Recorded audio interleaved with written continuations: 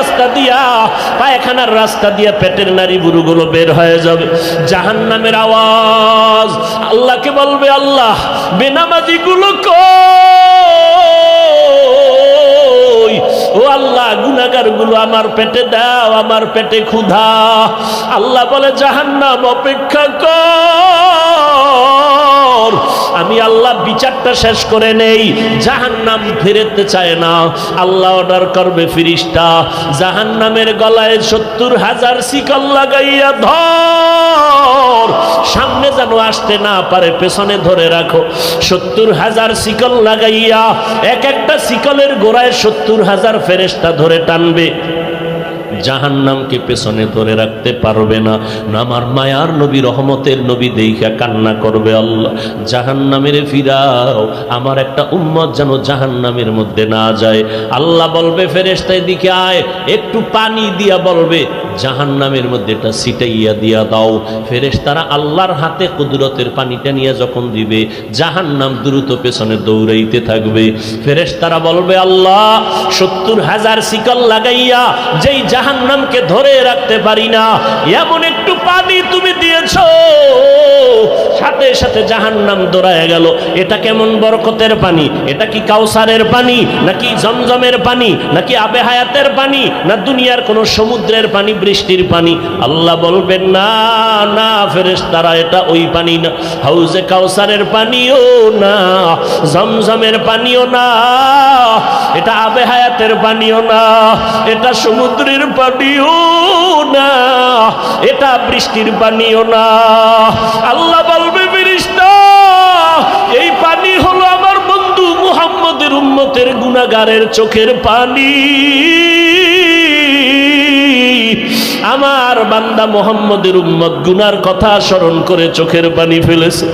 ওই গুনাহগার উম্মতের চোখের পানির এত বরকত। আল্লাহ কয়, বেশি করে কান্না করো, কম কম হাসো।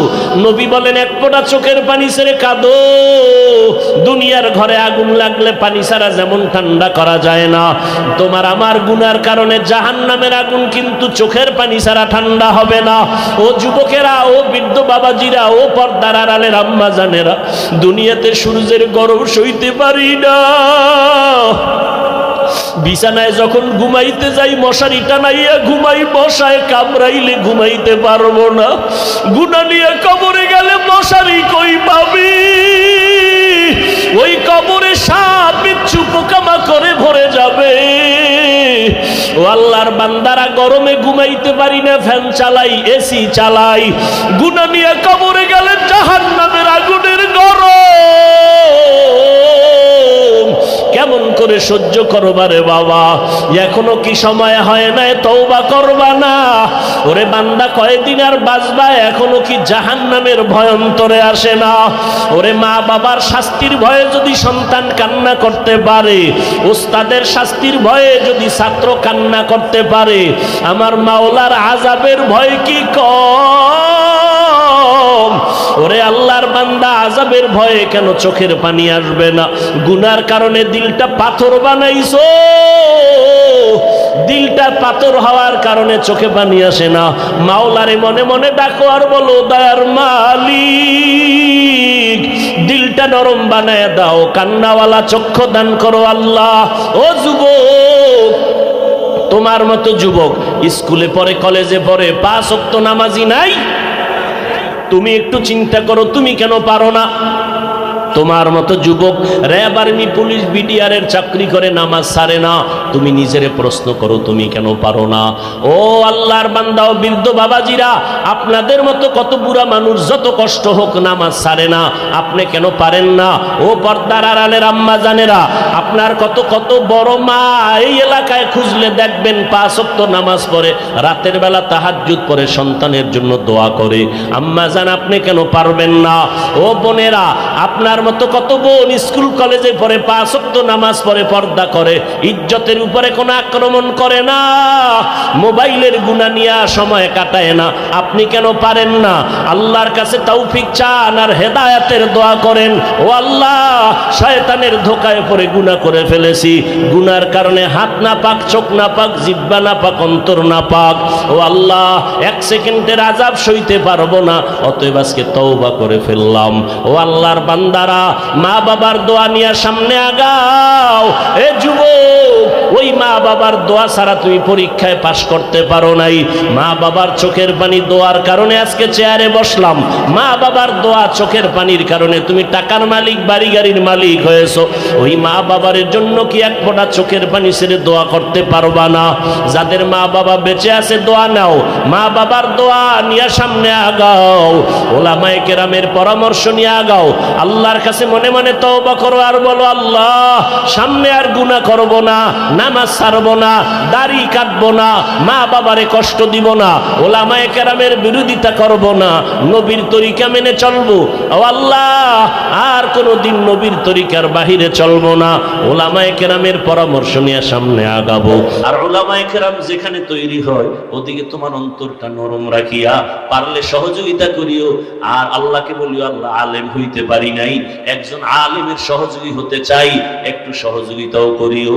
আল্লাহর মহাব্বতে কোরআনওয়ালাদের সহযোগিতা করা, জীবন তোমার দুনিয়াতেও কামিয়াব হবে, পরকালেও কামিয়াব হবে। খবরদার এমন অন্তর যেন না হয় যে কোরআনওয়ালাও হতে পারলো না, কোরআনওয়ালাদের খেদমতেও তুমি আসতে পারলা না, এমন বদনসিব যেন তোমার না হয়। আল্লাহর কাছে অন্তর দিয়া তওবা করো, জীবনে আর গুনাহ করব না, নামাজ ছাড়বো না, বেপরদায় চলবো না, দাড়ি কাটবো না। তওবা করার মতো যদি অন্তর তৈরি হয়, মুনাফিকি না থাকে, খাঁটি তওবার নিয়তে দুটো হাত আল্লাহকে দেখায়া দাও। আয় আল্লাহ, হাতগুলো কবুল করে নেন, তওবা কবুল করে নেন, তওবার উপরে মজবুত হইয়া চলার তৌফিক দান করেন। আমিন। আলহামদুলিল্লাহি রাব্বিল আলামিন, ওয়াসসালাতু ওয়াসসালামু আলা সাইয়্যিদিল আমবিয়াই ওয়াল মুরসালিন ওয়া আলা আলিহি ওয়া আসহাবিহি আজমাইন।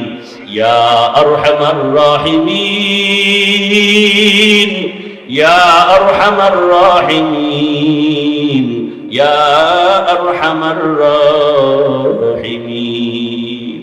রব্বিরহামহুমা কামা রব্বায়ানি সগীরা। আল্লাহুম্মা ইন্নাকা আফুউন কারীম তুহিব্বুল আফওয়া ফা'ফু আন্না। আল্লাহুম্মা ইন্না নাসআলুকা علما نافعا ورزقا واسعا وشفاء من كل داء. اللهم إنا نعوذ بك من البرص والجنون والجذام وسيء الأسقام. ও দয়ার মালিক, গুনার বোঝা নিয়ে আপনার দরওয়াজায় হাজির হয়েছে।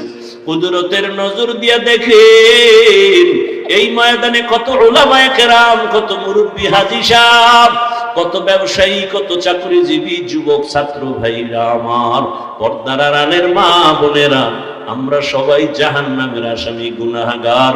তওবার নিয়তে হাত তুলেছি, গুনাহ নিয়ে কবরে যেতে চাই না রে মালিক। গুনাহগার হয় আপনার আদালতে হাজির হতে চাই না, ক্ষমা চাই, মেহেরবানি করে গুনাহমুক্ত জীবন দান করেন।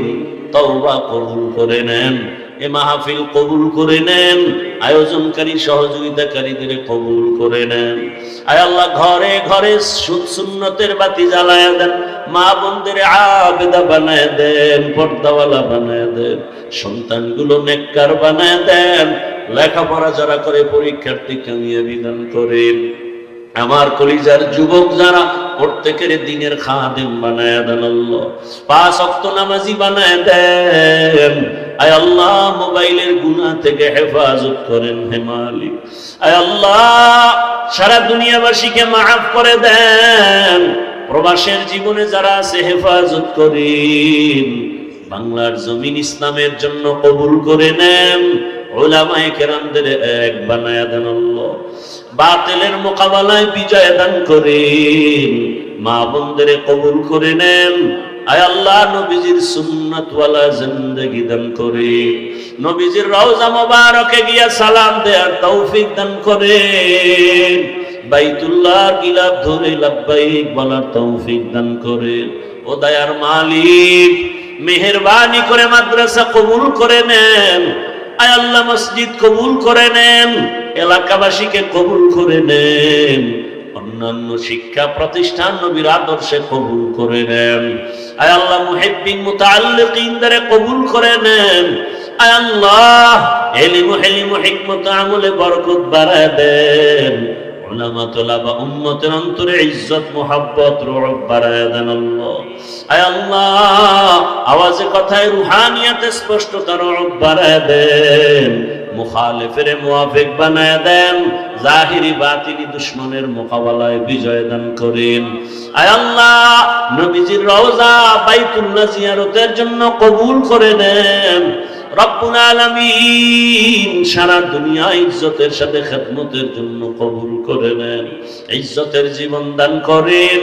আয় আল্লাহ, আমরা যারা হাত তুলেছি জানি না ময়দানে কারা ইয়াতীম, জীবনে আর বাবা দেখবে না, বাবাকে বাবা বলে ডাক দিতেও পারবে না।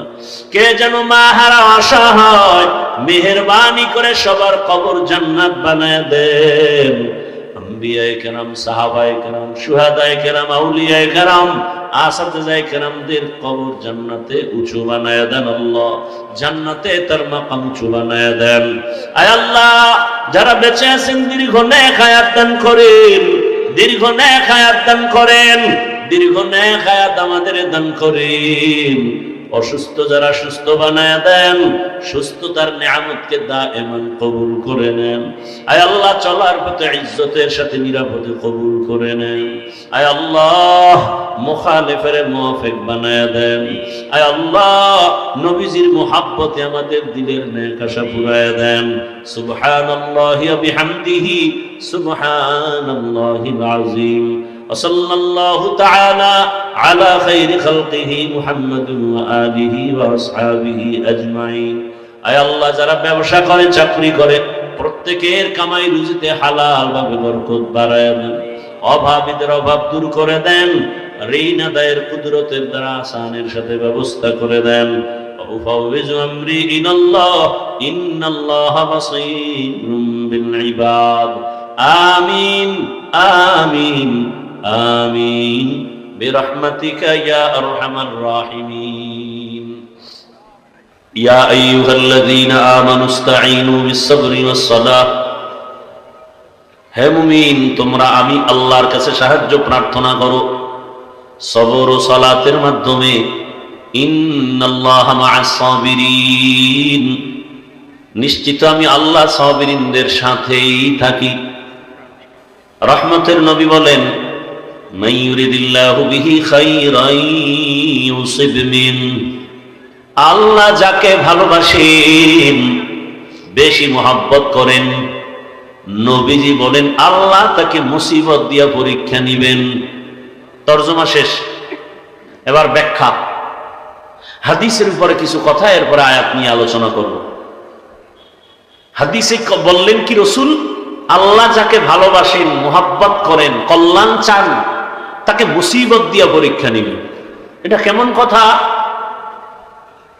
দুনিয়াতে যে যাকে ভালোবাসে তাকে আগে পরীক্ষা করে। বিয়া করবেন একজন, 10 বাড়ির মাইয়া দেখছেন কেন? কি নাকি এই নিয়ম আপনাদের দেশে নাই? বিয়া করবে এক মেয়েকে, দেখছে কয়টা? 10টা। ভালো করে খবর নিছে আবার তলে তলে। আমি যেই মেয়েটাকে বিবাহ করব তার মা ভালো নি, বংশ ভালো নি, সাইড কালেকশন আসেনি। তা কেন? তাই আমি যাকে জীবন দিয়া ভালোবাসবো তাকে পরীক্ষা ছাড়া আমি নিব কেমন? আল্লাহ বলেন, আমি জিন সৃষ্টি করেছি আগুনের দ্বারা, নূরের দ্বারা ফেরেশতা বানাইছি, মাটি দ্বারা মানুষ সৃষ্টি করেছি। আমি আল্লাহ মানুষের সর্বশ্রেষ্ঠ মর্যাদা দান করেছি। আমি আল্লাহ পরীক্ষার জন্য জমিনে পাঠাবো। জিনও কিন্তু জমিনে পাঠায় টেস্ট করেছি, ফেরেশতাকেও জমিনে পাঠায় দেখছি সব ঝামেলা করে। আমি জমিনে মানুষ পাঠাবো এবং আমি পরীক্ষা করে যাচাই করে দেখবো কারা আমার মহাব্বতের বন্ধনে আবদ্ধ হয়ে কে টিকে, কে আবার ফেল করে। দুনিয়াটাই পরীক্ষার হল। পরীক্ষা মানি একটা মুসিবত। আল্লাহ পাক আয়াতের পরে বলেন, আমি 5টা জিনিসের দ্বারা পরীক্ষা নিব। ওয়ালানাবলুওয়ান্নাকুম বিশাইইম মিনাল খাউফি ওয়াল জু'i ওয়া নাকসিম মিনাল আমওয়ালি ওয়াল আনফুসি ওয়াস সামারাত ওয়া বাশশিরিস সাবিরিন। আল্লাহ 5টা জিনিসের দ্বারা পরীক্ষা নিয়া যাকে বেশি মহব্বত করবেন তার পরীক্ষা বেশি কঠিন হবে। আল্লাহ বেশি মহব্বত করেন ঈমানওয়ালাদের, মানুষের মধ্যে যারা ঈমানওয়ালা। আবার ঈমানওয়ালাদের ভেতর আল্লাহ তাদেরকে বেশি মহব্বত করেন যারা ঈমানের সাথে আমল করে। আবার ঈমান ও আমলওয়ালাদের মধ্যে আল্লাহর কাছে আরো বেশি প্রিয় তারা যারা আমল আর ঈমানের মধ্যে তাকওয়া আছে। তাকওয়া, শিরিকের কোনো গন্ধ নাই। গোটা দুনিয়ার ভিতরে তাকওয়ার মানদণ্ডে শ্রেষ্ঠ আল্লাহর প্রিয় মহব্বতের যারা, তারা হলেন আম্বিয়ায়ে কেরাম। আর সব নবী রাসূলের মধ্যে শ্রেষ্ঠ রাহমাতুল লিল আলামিন। আর উম্মতের মধ্যে আমরা আখিরি নবীর উম্মত আল্লাহর কাছে বড় প্রিয়। আল্লাহ তাআলা বলেন, আমি পরীক্ষা নিব মুসিবতের দ্বারা। আর এই পরীক্ষায় যদি পাশ করতে চাও, এক পুঁজি লাগবে, যে পুঁজি না থাকলে পাশ করা যাবে না। ওই পুঁজির নাম হলো ধৈর্য। যাদের ধৈর্য নাই তারা কোনোদিন কামিয়াব হতে পারবে না। এই ধৈর্য আবার 3 প্রকার। ইবাদতের বেলায় ধৈর্য, মুসিবতের বেলায় ধৈর্য, গুনাহের বেলায় ধৈর্য। আপনার যদি ধৈর্য না থাকে, এই প্যান্ডেলে মোনাজাত পর্যন্ত থাকা আপনার জন্য সম্ভব হবে না। যাদের ধৈর্য আছে তারাই থাকবেন। ধৈর্য যদি থাকে সে বয়ান শুনতে পারে, ধৈর্য না থাকলে পারে না। ইবাদতের বেলায় ধৈর্য, মুসিবতের বেলায় ধৈর্য, গুনাহের বেলায় ধৈর্য। এই ধৈর্য বড় দামি এক সম্পদ। স্বামী আর স্ত্রী বড় ভালোবাসার জিন্দেগি পরিচালনা করতেছে। একদিন স্ত্রী স্বামীকে জিজ্ঞাসা করে, ও স্বামী, তুমি আমাকে কেমন মহব্বত করো, ভালোবাসো? বলে সীমাহীন। বলে কেমন? কয়, তুমি আমার জীবন, আমি তোমার জন্য যা চাও তাই দিব। খেয়াল করতেছেন? হ্যাঁ। স্ত্রী বলে, যা চাইবো তাই দিবা? বলে হ্যাঁ তাই দিব। স্ত্রীও একেবারে সাধারণ মানুষ না, খুব ধর্মের জ্ঞান ট্যান আছে, ধৈর্য আছে। বারবার স্বামীকে বলে, যা চাইবো দিবা? দিব, চাওয়া মাত্র দিব। বলে বুঝা কাও? হ্যাঁ বুঝা গেছি। ওয়াদা? বলে ওয়াদা।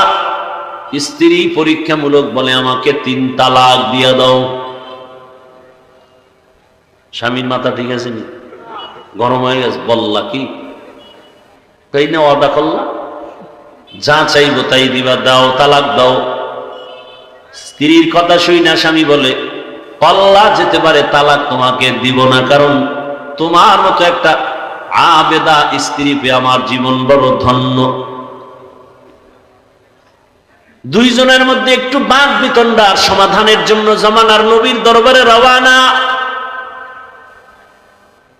হঠাৎ রাস্তার মাঝে গিয়া স্বামী বেচারা পড়ে গিয়া পাটা ভেঙে গেছে। চিৎকার দেয়, বাঁচাও। স্ত্রী হাত ধরে বলে, এত কাঁদো কেন? বলে পা ভেঙে গেল। এবার আল্লাহর বান্দি বলে, নবীজির দরবারে যাওয়ার প্রয়োজন নাই, চলো আমরা উল্টা বাড়ির পথে চলো।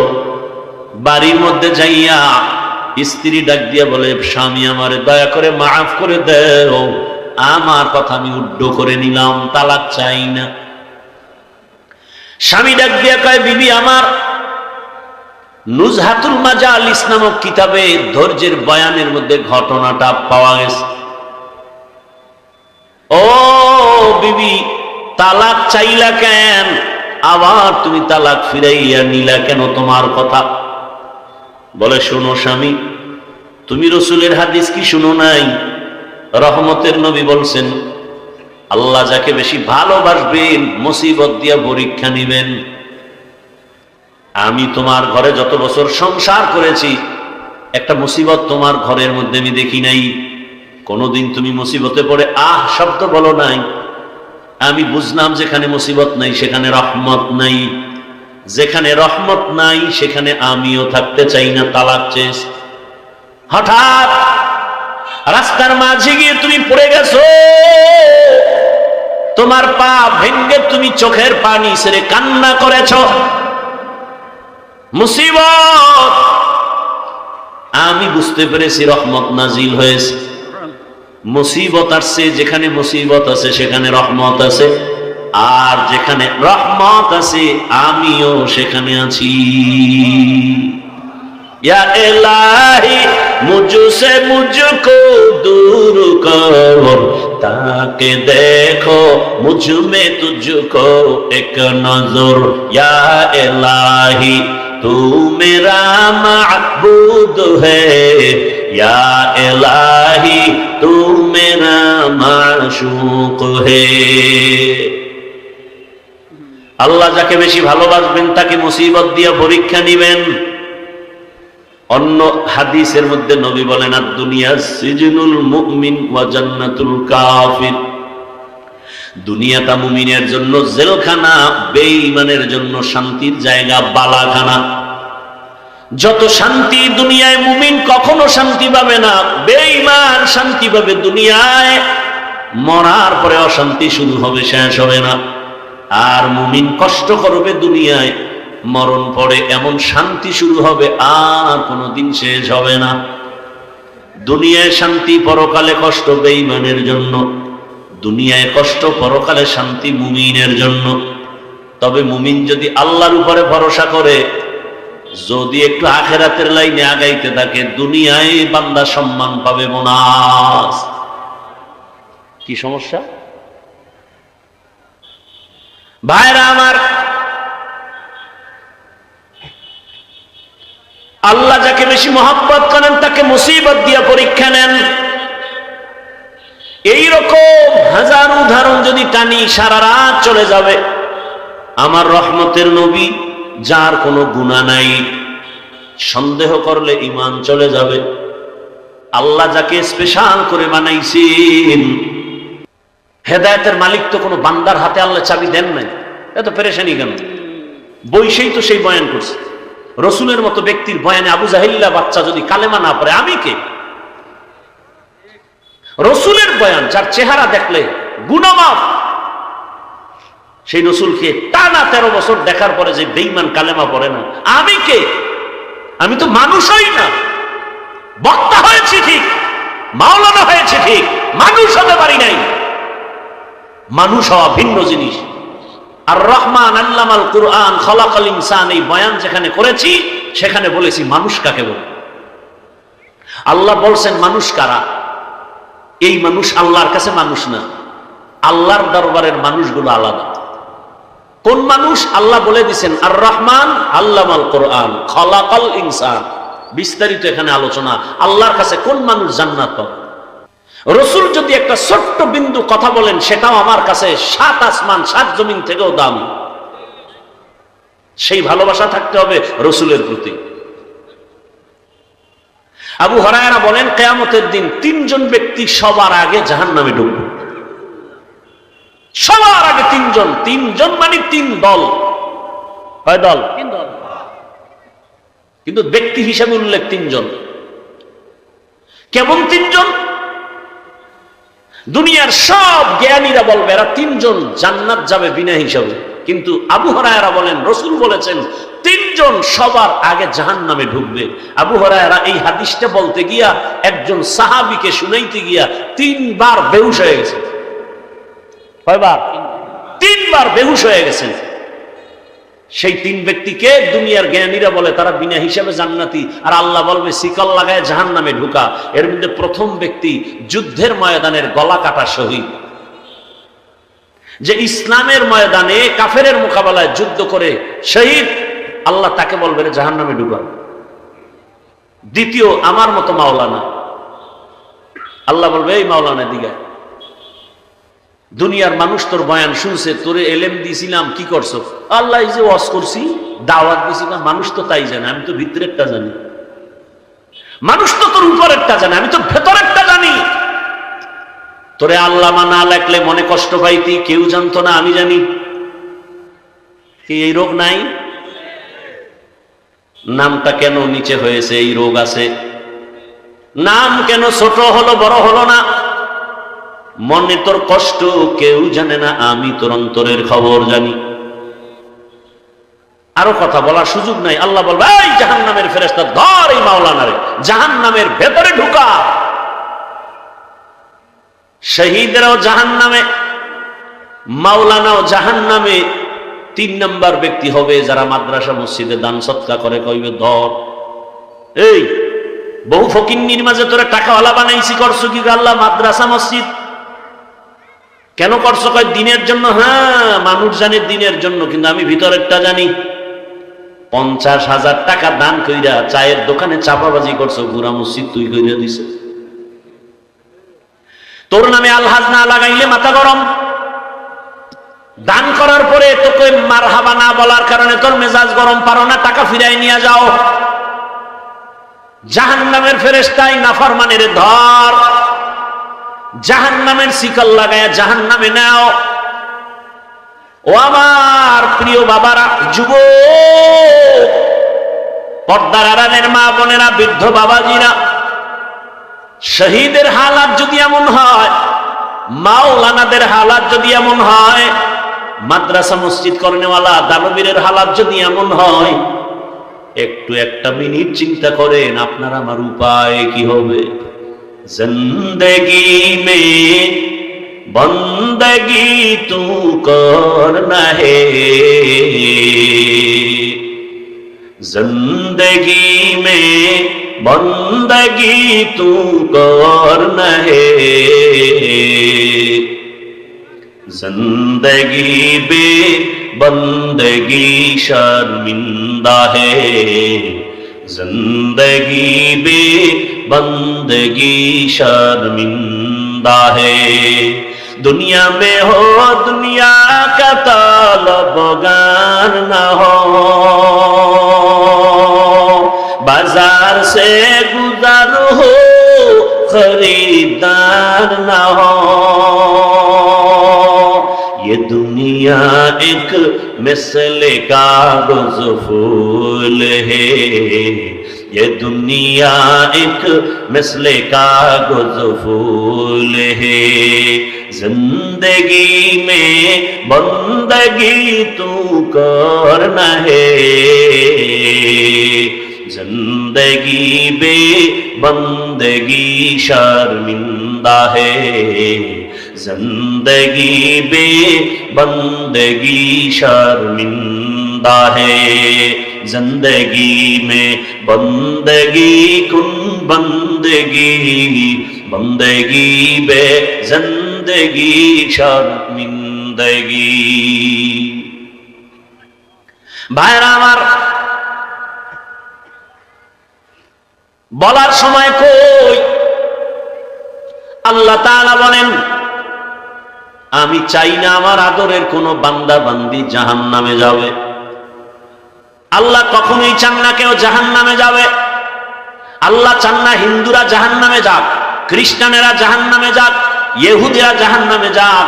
আল্লাহ মোটেই চান না। বলে তার প্রমাণ, আল্লাহ বলেন আমি সব সময় তওবার দরজা খুলে রাখছি। আয় কুল ইয়া ইবাদিয়াল্লাযীনা আসরাফু আলা আনফুসিহিম লা তাকনাতু মির রাহমাতিল্লাহ, ইন্নাল্লাহা ইয়াগফিরুয যুনুবা জামিআ, ইন্নাহু হুয়াল গফুরুর রাহিম।